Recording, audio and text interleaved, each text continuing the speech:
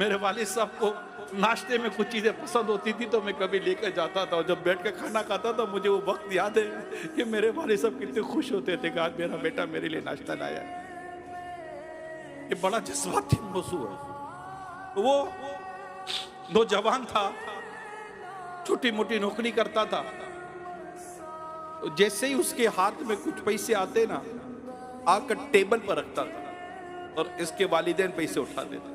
जितने कमा कर लाता था टेबल पर रख देता था। वालिद साहब टेबल से पैसे उठाते थे। कहां से उठाते थे?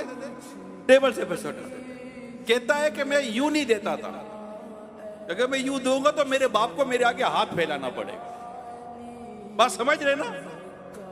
अगर मैं यूं दूंगा तो मेरे वालिद साहब को मेरे आगे यूं हाथ फैलाना पड़ेगा। ये मुझे पसंद नहीं है कि मेरा बाप मेरे आगे हाथ फैलाए। मैं मांग मांग कर बड़ा हुआ हूं, मेरा बाप मेरे आगे हाथ क्यों फैलाए? मैं जाकर यूं टेबल पर रखता था, मेरे वालिद साहब पैसे उठा लेते थे। पैसे उठा के मेरे वालिद साहब मुझे दुआ देते थे, या अल्लाह मेरे बेटे को कुरान का इल्म अता फरमा। मेरे वालिद साहब एक ही दुआ करते थे, इसको कुरान का इल्म अता फरमा, इसको कुरान का आलिम बना दे। बेटा कहता है मैं रोजगार अपना छोटी मोटी जो भी मुझे रोजगार मिल जाता था कमा कर लाता था। एक दिन रास्ते में मैं जा रहा था तो मेरी मुलाकात एक आलिम साहब से हो गई। वो फतवा दिया करते थे। मुझे देखकर कहा कि नौजवान क्या मसरूफियत है आपकी? मैंने बताया कि छोटा मोटा रोजगार है, करता हूँ। कहा बेटा आया करो हफ्ते में एक दिन, हमसे कुछ सीख लिया करो। नौजवान कहता है मैं इनके पास जाना शुरू हुआ और मैं सीखता, तो देखते देखते उसके अंदर चूंकि एक सीखने की ख्वाहिश थी तो बहुत जल्दी वो सीखना शुरू हो गया और ज़हीद तालिब इल्म बन गया।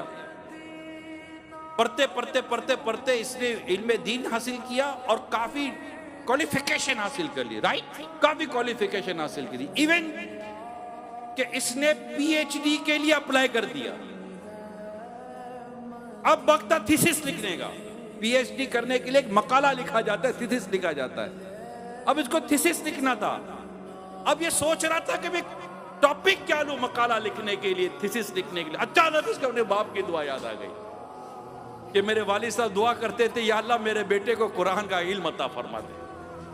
का कुरान पर थीसिस लिखता हूं। इसने कुरान पर मकाला लिखा, कुरान के मुतालिक, और अपना थीसिस जमा करवा दिया। जमा कराने के बाद एक प्रोसीजर होता है, ज्यूरी बैठती है, पूरे थीसिस को देखा जाता है, मकालों को देखा जाता है, स्टूडेंट्स वेट कर रहे होते हैं।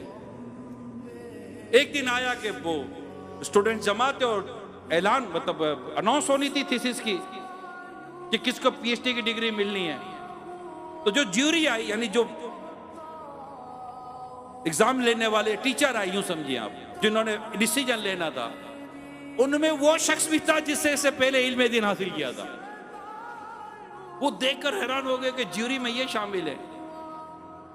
उसने सारी जब रिपोर्ट्स पढ़ी तो वो फर्स्ट मैन जिससे इन्होंने इल्म दीन सीखा था, वो खड़े होते हैं, नौजवान के कंधे पर हाथ रखते हैं और कहा पहली बार में मैं समझ गया था कि ये नौजवान कुछ बनेगा। और आज ज्यूरी फैसला करती है कि हम इसे इस्लामिक स्कॉलर की पीएचडी, और जो मकाला इन्होंने लिखा, मकाला हमारे यहाँ अप्रूव हो गया है और इसे पीएचडी की डिग्री हम दे रहे हैं। ये सुनते उसने रोना शुरू किया, नौजवान ने। ये सुनते ही उस नौजवान ने रोना शुरू किया। तो जो साथ के लोग थे वो कहने लगे कि बरखुरदार, ये तो खुशी की बात है, हम खुश हो रहे हैं आपके पीएचडी स्कॉलर बनने पर, पीएचडी हासिल करने पर, आप रो रहे हो। कहने लगा रो इसलिए रहा हूं कि आज मुझे मेरे बाप की याद आ गई। क्या खैरियत? तो इसे सारा वाकया सुनाया। कहा बस वे जब भी मेरे वालिद साहब के हाथ में पैसे देता, मेरे वालिद साहब खुश हो जाते थे। बाप खुश होकर मुझे दुआ देता था, और दुआ ये होती थी, या अल्लाह मेरा बेटा कुरान मजीद का आलिम बन जाए। उस्ताद साहब, आज मैं अल्लाह पाक ने मेरे वालिद की दुआ कबूल कर ली और मैंने इस पर मकाला लिखा, और आज मेरे बाप वालिद की दुआ की बरकत है कि आज मुझे इस मौजू पर पीएचडी डिग्री मिली है। वालिद साहब की खिदमत, माँ की खिदमत, माँ की गमख्वारी, माँ की खैर ख्वाही,